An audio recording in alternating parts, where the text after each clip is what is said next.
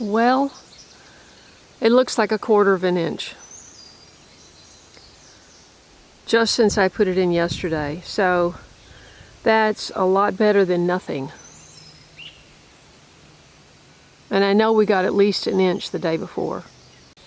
In case you're new here, this is my cistern. Okay, here's where I think the leak is. Right in the middle of the light there is a rough spot in the wall. And they punched a hole in the wall. It was just pouring out overflow when I came here.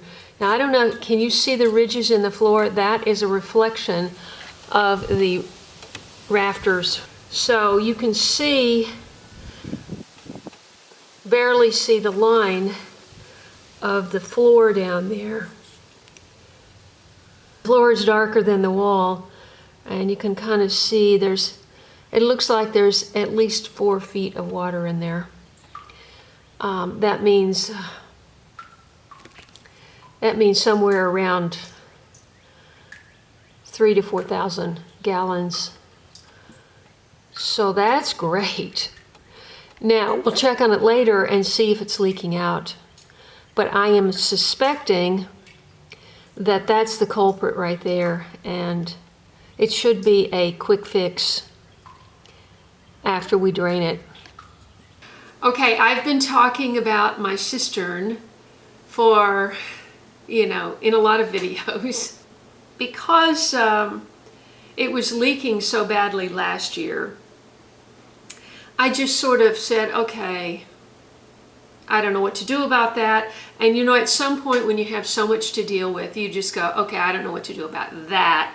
So I'm just not going to think about that, and that's, am I in the center of the screen? I think so. And so that's basically what I did last year. I just didn't think about it because there's so much else to do during the season. And then when the season's over, it's just like, whew, I don't want to think about that, And anyway, I didn't have anybody to fix it, and so I just didn't think about it. And so for a whole year, no progress has been made on the cistern.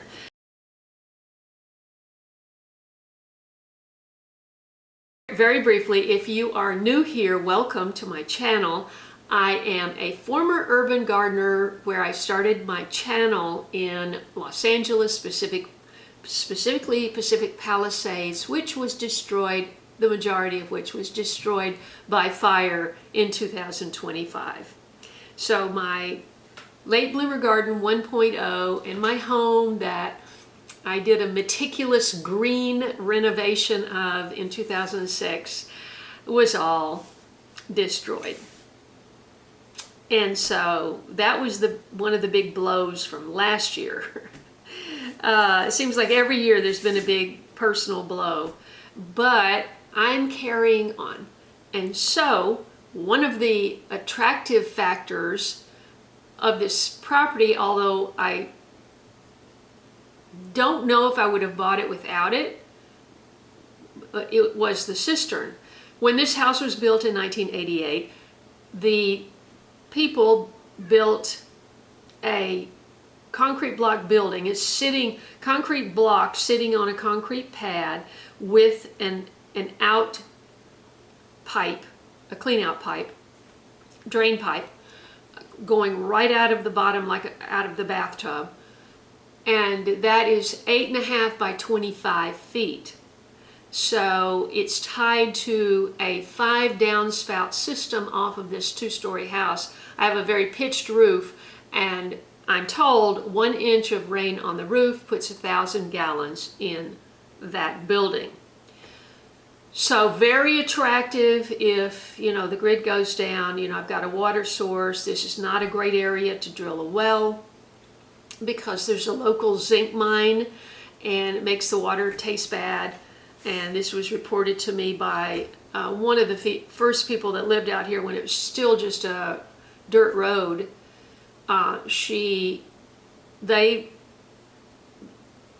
put in a well, and it smelled bad, it tasted bad, and she went to town to do her laundry. So the people that built this much later than she was. She was here in the 60s. This was built in 88. They still didn't have city water out here. And they didn't have gas. They put in gas in the 90s. I think maybe it was 91. I'm not sure. Anyway, all that said, as the cistern is very attractive for somebody who wants to be able to take care of themselves in a grid down situation, which basically we all want that, right? We don't want to be dependent on, Big Daddy for everything, right? Because that comes at a cost, a severe cost, depending on, the politics of the moment. For example, I went down to pay my registration. Well, I went down in 25 to pay my registration. And it had been like $40 or something like that for my Prius. And they said, oh, it's going to be $140. I don't know exactly, but I'm giving you an idea. I said, what happened? Well, they're charging a tax because you have a hybrid. So all electric and hybrid vehicles, we're just charging this flat extra fee in perpetuity until it gets voted out, which of course it never will. Do taxes ever get voted out? And so, okay, I thought, well, at least I've got the truck, which is a fully gas vehicle. The Colorado's a fully gas vehicle. So I didn't even look at the thing. I went in there to pay this time, and she goes, it's $140. I said, what happened? She said, well, they raised the price by $100. They voted that in recently. Why? Road tax. She says, and it'll be every year until they vote it out. And I'm going, yeah, they're never going to do that. So anyway, you never know about all this stuff, which is why it's so great to be as independent as you can and to have a water source. And I was just writing this to a follower of my channel today who was inquiring about moving to Tennessee, and I said the first consideration is land and water source. You can always put in a wood stove, but you can't create a spring out of the mountain, so that's the two most important things in my opinion. Now that is cold, but that's okay. We're going to talk about that in the next video I've got planned for you right here. I'm making a bunch of videos. Yesterday I made two. The second one will be up tomorrow morning. I put up one this morning called Crisco versus lard. You want to check that out. And that's in my Health Matters playlist. Play on words. Health Matters. You can use matters as a noun or a verb. Well, health matters. Health matters. Health is the adjective, matters is the noun. Or you could say health is the noun and matters is modifying health. I loved grammar. It was my favorite subject. We had a wonderful English teacher. Okay, I digress. The cistern. So, Corey, my mower and handyman, occasional handyman, he has in 23, he power washed. He crawled in that thing and power washed it. He spent hours with his power washer, her generator power washer out there, and got it all clean, probably for the first time in 30 years. And I was so excited because there had been E. coli found. I took samples to the water district, and for free, they ran an E. coli test and just the general metals and so forth. And at the same time, I didn't tell them, but I took two samples. I took the sample of water from my rain gauge in a freshly sterilized jar, and a sample from the cistern. down there, and they both had E. coli. And I made a video about that, and it's my second biggest video of all time. It's in the rainwater. Okay, we won't get into all of that. But at the time, I was trying to figure out what could have contaminated the water down in there.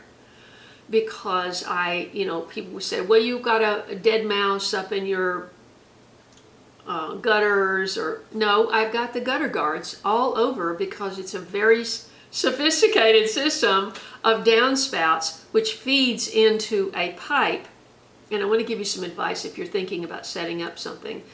It leads, these downspouts go into 4-inch PVC that run along the side of the house towards the downhill, towards that corner, and downhill from there is the cistern. Okay, so that goes into a concrete square at the corner of the house, and there's a mesh, like rabbit fencing or something, to keep any leaves or big particles of debris out.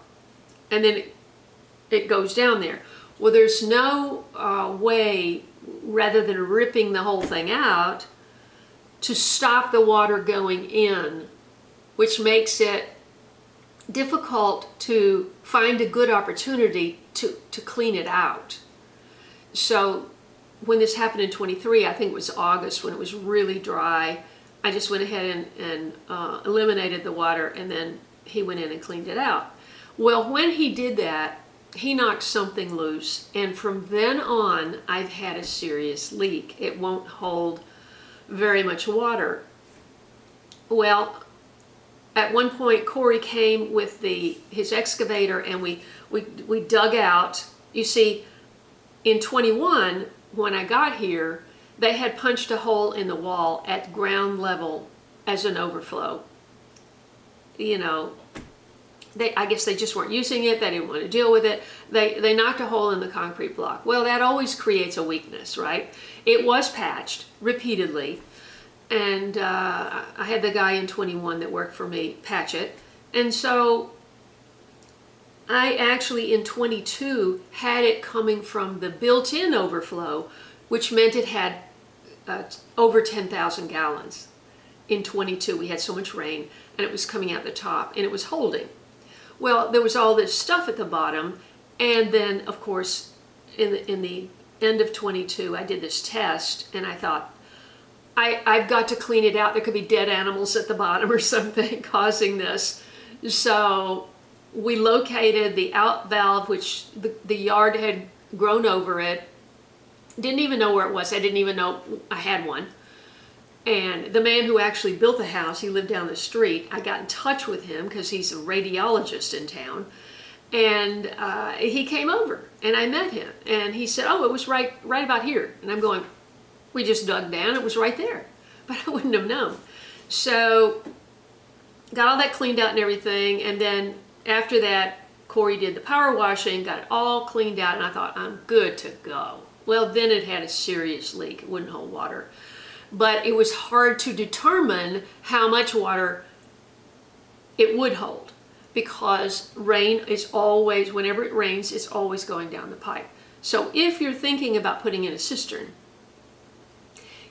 number one, a lot of people recommended just put in a tank, Kaye. Just put in a tank, because concrete block eventually is going to leak.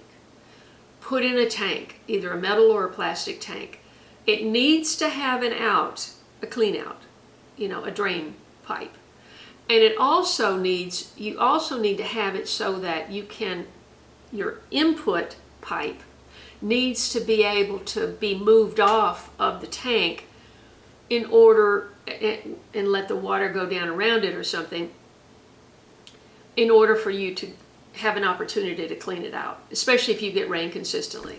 We haven't had rain this spring, so this is the first big rain, so that's why we went down there and checked it out. So anyway, Corey pointed out that the other day that it's where it's holding is where the leak is. And I'm going, duh, I've only been thinking about this for like 4 years.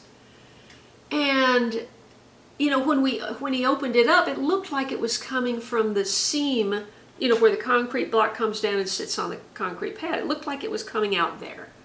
But that could be rushing, because it's the most downhill spot, it could be coming around the building and just going out. So it's really hard to tell. And then the other day I was at the Lebanon Distributing, and he said, well, if you've got a concrete block sitting on a concrete pad, it's probably coming out of that seam, which reinforced my idea of what I had seen when he opened it up. And I thought, oh, okay, so the whole thing needs to be patched all the way around the bottom. Okay, and so Corey agreed to go in and do that, but then he said, hey, look in there and see where it's holding. That's where the leak is. And I'm going, wow, it was much higher than that. And I think I had, at that time, I think I had 2.5 feet, which is about 2,500 gallons.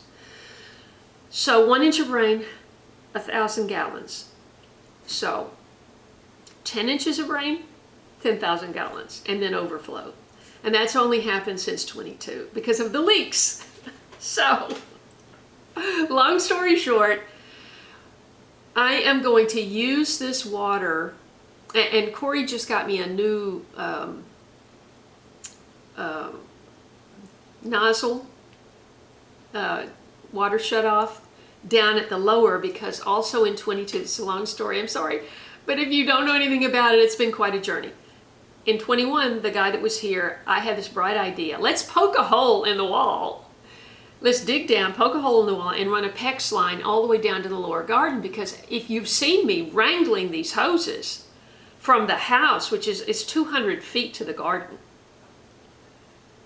Yeah, well, I mean, I have to have 150 feet to get there, and then the garden is 5,000 square feet, so I need hose to walk around and water stuff. So yes, I know, I need drip irrigation.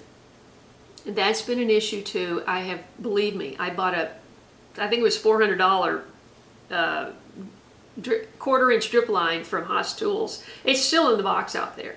I open, every time I get the idea, I'm gonna do it, you know, I open the box and I go, oh. You know, I had a garden this big in California, and I had drip line, and even that was complicated. The front yard was literally 20 by 10.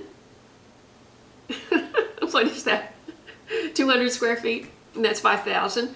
So, and each year I try to do things a little bit differently. So every time all this piping would have to be changed. And the 1/4-inch piping, I mean, it takes all day, you know, and then the water has to come from here. Well, so anyway, I am getting closer, and I'm going to take you on a tour when it's all working, okay? So I just wanted to give you an update on the cistern, but for the first time in 1.5 years, I'm hopeful, okay? So I hope that information is helpful in some way. Get yourself a water source so that you don't have to rely on city water. Contact your water department no matter where you are and find out if they put fluoride in the water. They may not. That's a huge worry off your mind. They stopped putting it in the water here in 2010 because it was so toxic. And the people didn't want it. The people who lived here didn't want it. So even if you have it, you can start a petition. You can go to your city council, start a petition and say, we don't want it. And if enough people sign that petition, the city council, hopefully, will listen and put pressure on the water department. Or the water department may be going, we don't want it anyway, because it is so hazardous for them to handle it. It is so toxic. They have to be fully suited to just pour that okay. I've said enough. God bless you. Thank you for listening. I'll see you next time. Cat lover out.